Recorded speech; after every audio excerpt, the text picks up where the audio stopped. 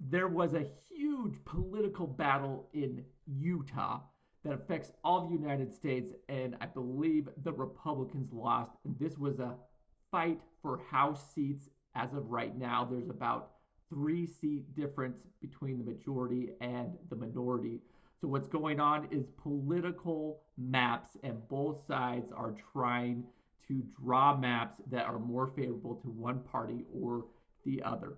But what happened in Utah is the people of Utah, they passed a law called Prop 4 that said there's certain standards that political map drawing has to follow.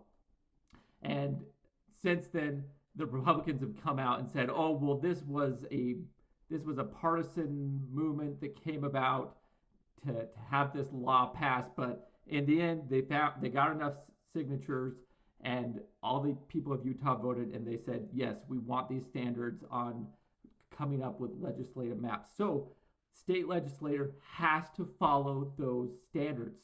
And the Utah judges, all the way up to the Supreme Court, said that the original map didn't follow their standards. And the Utah judge Gibbons, and bless her heart, I think she's done an amazing job. I think she just came out with a 94-page decision that I just read. So I'm going to break that down for you.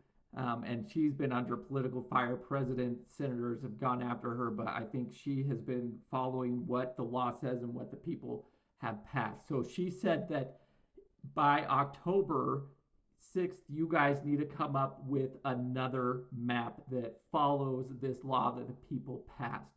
So the Utah legislature held a special session, had hearings, and they came up with this map. But then also what they did is they passed a law, and they did this in the past too, and it got struck down as unconstitutional by all the way up to the Supreme Court, trying to overturn this law passed by the people. And the only way to effectively get rid of a law passed by the people is to have the people amend it, and they didn't do that. So they not only came up with a map, but they watered down the requirements to make it more political. So the judge said, "No, you can't do that. That new law that you just passed in October is unconstitutional too." And then she looked at the map, and so what happened was there's pretty much, they had their guy that created the map, and he was like the expert witness for the Utah legislature, saying, "This is what I did, this is what I came up with." And then the plaintiffs who sued, they had their map guy, and it was kind of a statistical game.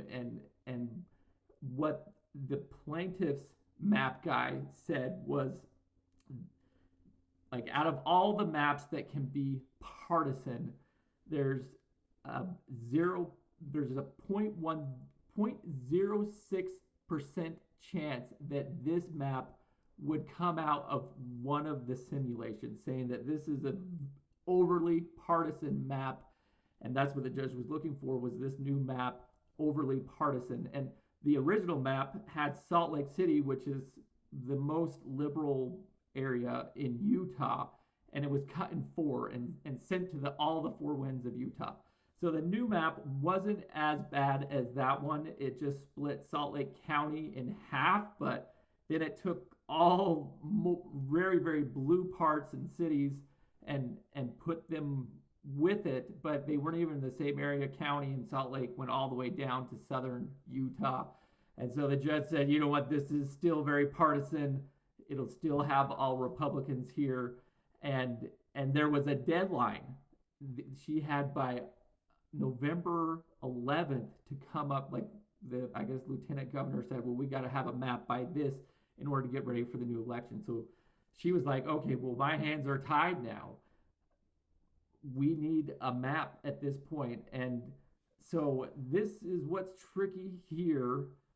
So the plaintiffs, they submitted a map too, and based off their expert witness, said it was a partisan map.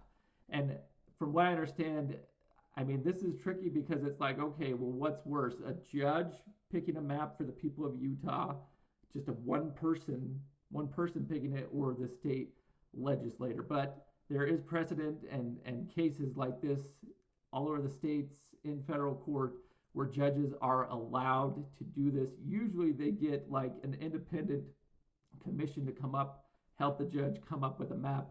Uh, I guess, I mean, she didn't really flesh out the law on the ability to do that. And she didn't pick an independent commission in coming up with a new map. And she just said, okay, well, but I guess, but there was this map that was in the record with evidence saying that this is a partisan map. And so it was in the record, and she said, okay, well, based off this evidence, this looks like a partisan map. I'm picking this map. We're going with it. So that's what happened. And so the Republicans, I think they just played the Republican card so hard. They didn't follow Prop 4, and they still played the political game. They still pushed so hard to just have all the districts be 4 districts, even though the population of Salt Lake City, if you tried to get 4 houses, it's always going to be gerrymandering. So that's what happened. And I think the judge got it right. I think the judge did a very good job going through her analysis and factual findings and following Prop 4 on what needs to be done. And her main focus was, well, is this a political map or not? And I think she did a good job at deciding that, yes, this was a political map. So as far as any appeals from the Utah legislature, I think it's going to be hard for them. I think this is going to be the map. So what does that mean? It means that there is, based off the map that she decided, that district that's in Salt Lake City will be a Democrat seat. So they essentially won a Democrat seat through this whole process. That's probably the way it should have been if they would have followed Prop 4. They didn't want it. They played the political game. They lost. So that's what happened. Again, I think Judge did a good job. I think it's something that can't be appealed. I think that Utah State Legislature should have followed Prop 4 better, should have said, okay, is this really partisan, and come up with a fair map. But I mean, I guess it would have been political suicide for them to come up with a map that would have potentially had a political seat, a Democratic seat. So they decided to play that card. And so I guess politically they're safe for their Republican seats, but in the long run, big picture too, this is a loss for Republicans.